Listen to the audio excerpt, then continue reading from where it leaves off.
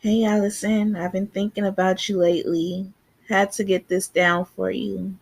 Here's a moment to look at the image. I hope it lasts, and I'll try to recite the poem without any mistakes for you. I'm gonna miss you. Hey, from Sherelle and Jaylani. I am woman. I live and thrive from no man. I survive off the rays of the sun and the oxygen from the earth.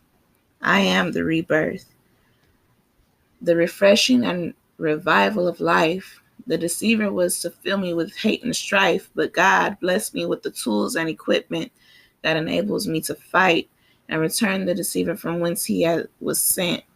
I eat from the tree of life. I was once malnourished.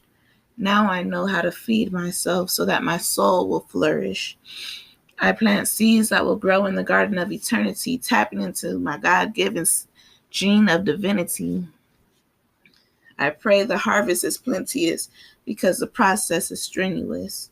I water the earth with my tears. I feed the greens with my breath of life. God made me to be balanced and intertwined with the earth around me, the connection so strong and profound. See, I'm in it and it's in me. We were made from the dust and again we shall be. But in the meantime, in between time, I must tap into the divine in order to raise my mind state to that of sublime. Balance, peace, and power. I envision myself as a flower, a seed in the dark for so long, alone, dry, dead. The water of baptism gave me a refreshing and new life, brought life to my dead, dry seed. The sun shined on my dark places and warmed my soul and brought life to my desolation and encouraged growth. As the rain and sun beat upon my dead, dry shell, I was compelled to move and grow, but the darkness had become my comfort zone. Well, I was expanding too large for my small space. I was so uncomfortable that I was ready to replace what I was accustomed to for something new. I was ready to go to the unknown, for I had outgrown my previous level. As I poked my head out of my tomb, a new devil attacked me, like a bird attempting to feed on my blossoms. But I survived thrashing and did not retreat back to the bottom. I continued to push and press my way through until I broke through the dirt, the grime I had become so accustomed to, and reached the surface and was able to feel the sunshine. It fed me in a way that was so fulfilling, satisfying, and affectionate, like a kiss from God right on my third eye. And to my surprise, I craved more. I started reaching and growing, getting closer to the sun.